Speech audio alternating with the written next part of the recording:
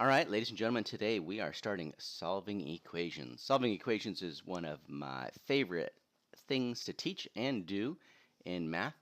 I believe that solving equations really separates students in their understanding and it really gets them prepared for high school.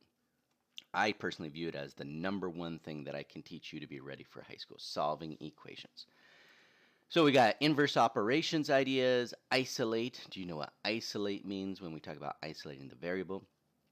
And our simple I can statements, I can write simple equations. I can solve equations using addition or subtraction. So if you notice, today we are only focusing on the adding or subtracting ideas. The next day we'll do multiplying, dividing, and then we'll put them together to do all the ideas in Math 7. So our equation again is, got that equal sign. You should have had some experience with that. In fact, you just did a really quick IXL lesson where you didn't have to solve it, you just had to evaluate it. Again, what value for x, substitute, a little bit of solving, does it work? So in order to solve using addition, we're going to add the same value to both sides. So it says the number, value, because later on it could actually be a variable as well, but right now we're going to focus on just a simple number. But we're going to remain balanced. So if you do it to the left side, you also have to do it to the right side. Same thing with the subtraction property. If you subtract on one side, then you need to subtract on the other side. And some students get a little bit confused on, well, which side should I actually start the subtraction? And we'll discuss that throughout our lesson. All right, so this one is a perfect example of a nice, clean setup. I prefer it when the variable is on the left side, so I'm going to show you a small trick today if it is not on the left side. X is just a simple x. We're not ready for a 2x, 3x, negative 5x. It's just a simple x. It says subtract 4 is equal to 18. So the idea about the inverse operations is as follows. If I see a subtract 4 next to the x, I need to move that to the other side. So I need to undo the subtraction, which would be addition. Now it's not the opposite, it's called inverse operations. Because when I show my addition,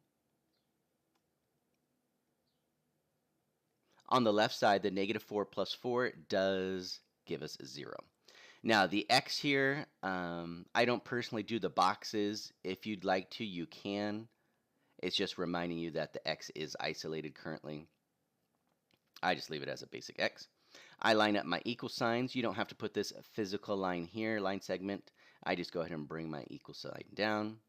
So again, at negative 4 plus 4 is 0. Don't put a 0 there. We just know it's 0. So our answer would be x is equal to 22. So if you'd like to put the 0 up top here, you can do that, but most students don't either. Again, adding 4 on both sides.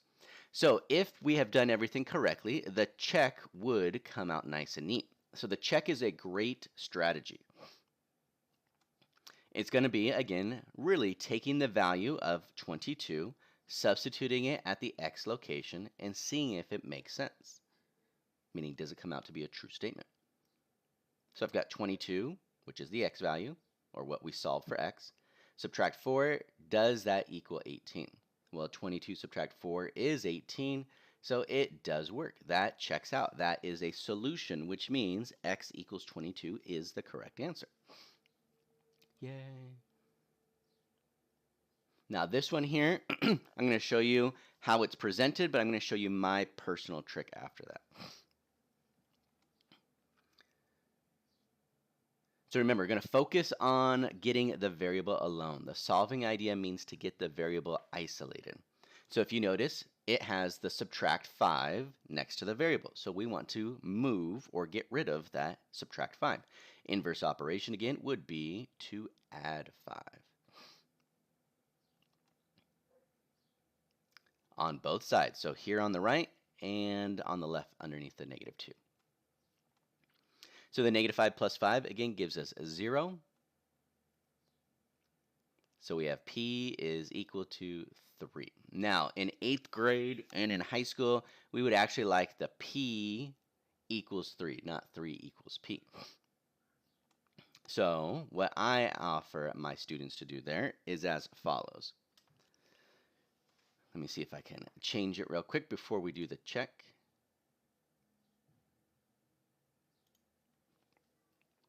When it is written like this,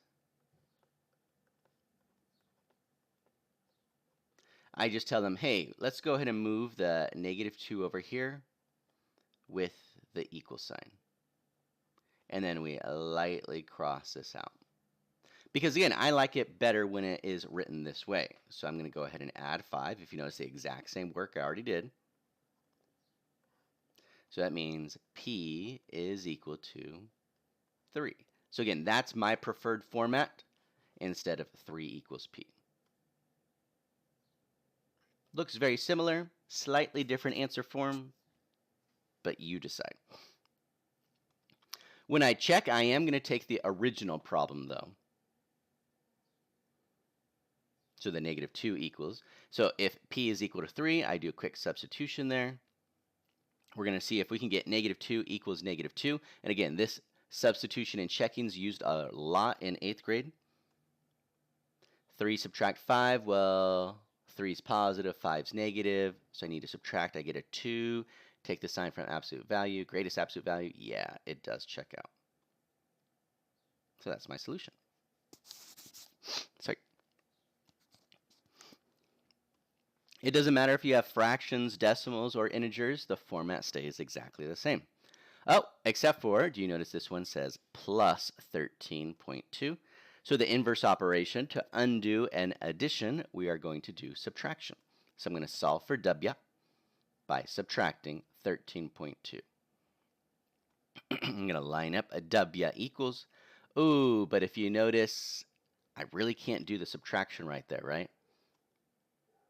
Elementary subtraction taught you that the bigger number should be on top. So this would actually give us a negative value because 10 subtract 13 is -3. But I don't know if my answer is -3, so let's go to the side and practice our elementary subtraction. 2 subtract 4, not allowed. So we borrow. We get -2.8. When you check it again, do your substitution. So we're going to check 13.2, subtract 2.8, and we're going to see if we get 10.4. Remember, you got to borrow from the 3, make it a 2, and it does give us 10.4. Now, some of you may be asking, why do I need to check it? I'm going to get my answer correct every single time. I'm going to say, are you? So, for example, maybe students said it was add 2.8 here.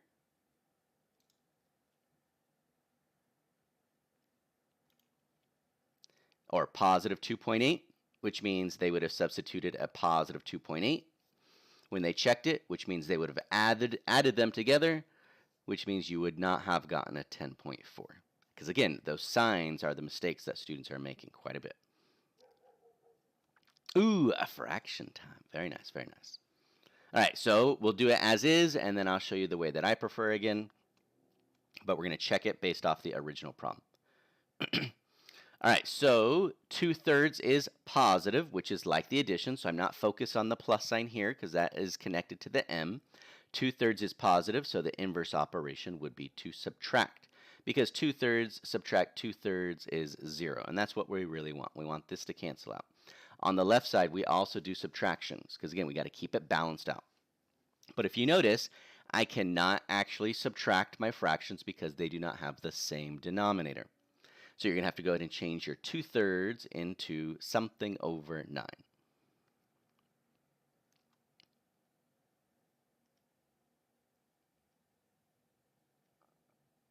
Did you just multiply by 3, right? Let me put that there if you need to see it. Not laser pointer. Remember, we went ahead and multiplied by 3. 2 times 3 is 6. There we go. Okay, so now that they have the same denominator, they can go ahead and subtract. 1 subtract 6 is -5. Again, if you wanted to, a little low on space, so let's back it up so you can see what I would write. Again, if it says 1/9 is equal to 2/3 plus m, I just like bringing the 1/9 over here. Then subtract the 2/3. So again, it's the exact same work. It's just the way that it looks. How do you prefer the way it looks?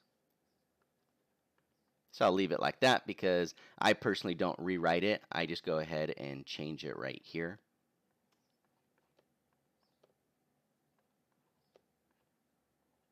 So I have 1/9 subtract 6/9, which is -5/9. So again, same answer, just looks a little bit different. All right. When we check it though, again, check with the original problem. So the m is on the right side. I substitute -5/9. But remember, in order to add or subtract, you still have to have the same denominator. Now, I already know 2/3 is 6/9 from the work that we already did. And 6 plus -5, which is really just 6 subtract 5, which does give me 1/9. Again, based off of our signs, that's probably one of the biggest mistakes that students make. So if you accidentally said it was +5/9 and you put your work over there, that would give you 11/9, which is incorrect. Ooh. All right. Wanted to just show a few quick sample ones again. Let's see, was that example 4? So we can change it to example 5.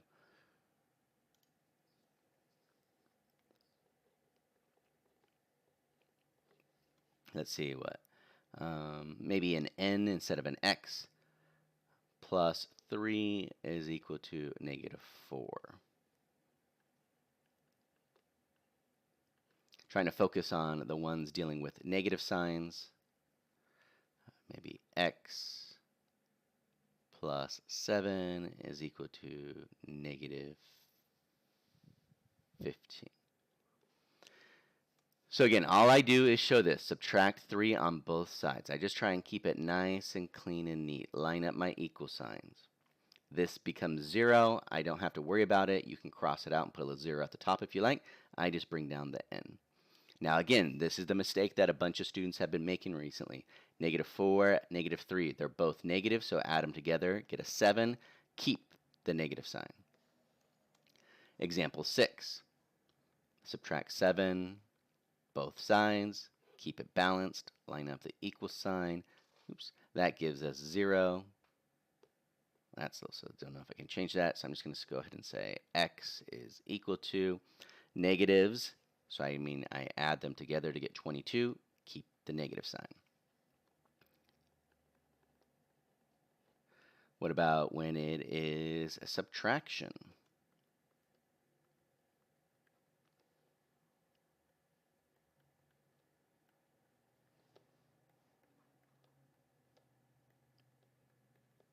So almost the same problem as 5 and 6, but if you notice again, it says n subtract 3. So I'm going to go ahead and add 3 on both sides. Now, if it was just a +4, I wouldn't stress about it. But with the -4, some students, again, are still making mistakes. Different signs means subtract. Take the sign from the greatest absolute value. So that's why it's -1. On example 8, I'm going to add 7. Line up the equal signs. Again, different signs. So I subtract. I get an 8. Take the sign from the greatest absolute value. Negative sign. Now again, if the positive has the greatest absolute value, then that would be a positive answer. And then you could check accordingly. But again, you're going to have some problems on your homework looking just like this, and you're going to be awesome. All right, have a great day.